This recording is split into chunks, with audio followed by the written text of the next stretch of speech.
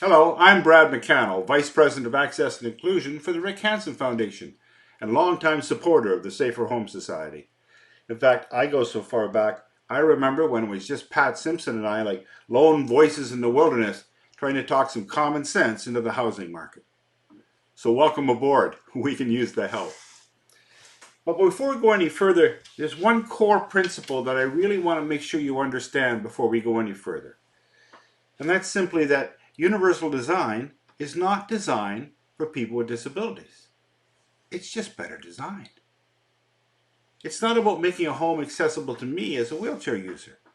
It's about developing housing that anticipates the needs of all users and creates an infrastructure to accommodate the changing needs of those users, whether that's now or 20 years from now. It's the recognition that if you focus on falls prevention and low physical effort and simple and intuitive use of all the principles of universal design, then everything else would look after itself.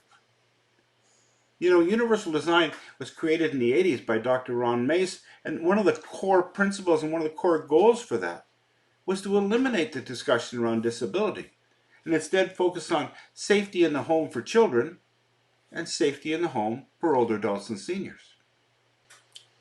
I live in a normal, beautiful, safer home on the west coast of British Columbia.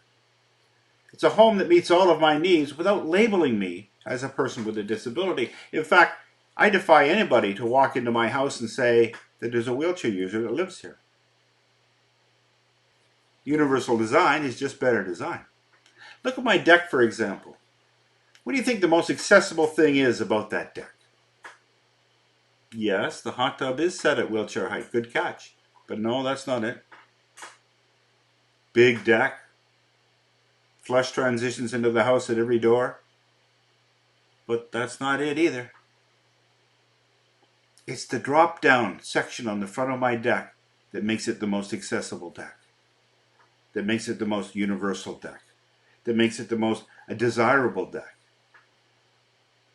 As a wheelchair user, I'm always in the seated position. The problem with that is guardrails at 42 inches are always right across my line of sight. The reason I live in this house is for that view. So it was really important to get that 42-inch guardrail out of my line of sight. How do you do that? A lowered section. The French call it a ha-ha deck, H-A-H-A. But by dropping that front section down, it's still safe for all users. It still meets all code requirements, but that guardrail's out of my line of sight. My house has touch faucets, voice-controlled security systems, and voice-controlled lighting. Wide hallways, wide doors. Tons of electrical outlets at all the windows. My house is designed to expand both up through a planned elevator shaft and out by preframing the end walls. All while looking simply beautiful. All made possible by the SAFERhome approach. It's also a great real estate investment, since I can sell it in the future to the largest group of buyers out there, the older adults and seniors. Seniors who want a normal home. Seniors who want aging-in-place solutions. Seniors don't want disability-based housing and the negative connotations that brings with it. We call it labeled disabled, and mom just won't have it. Let me tell you about my mom, my darling mother. In her 80s, requires a walker, can't go more than 50 feet without sitting down. Can't hear very well, and her vision's actually worse. But she feels sorry for me because I have a disability. Well, it's not like I use a wheelchair, she'd say. Oh, Mom, gosh, it would be so much better if you did. If you had a wheelchair, you wouldn't have to worry about falling. You wouldn't have to worry about resting every 50 feet. You get one of those scooters with the sidewalls and the windshield wiper. It would terrorize the sidewalks. My brothers and I, we wanted to put a grab bar into her shower. Absolutely not, she'd say. Mom, why not? Well, what if somebody sees it? They'll think I'm disabled. Well, that begs two questions then. Number one, Mom, who are you showering with? Number two, Mom, you'd really jeopardize your personal safety over the way something looks?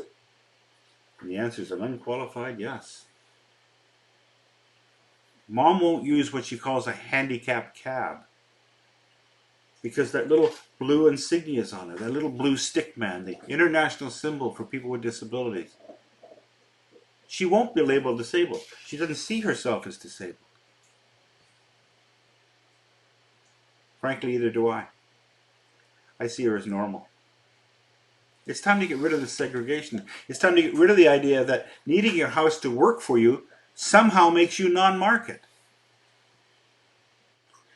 A certified safer home like mine is a joy to live in, to share with family and friends, just like anyone else's house. You're doing something great here just by taking this course. You know, you're doing more than just running down a checklist. You are literally making homes that are safer for your family, for your friends, and for you.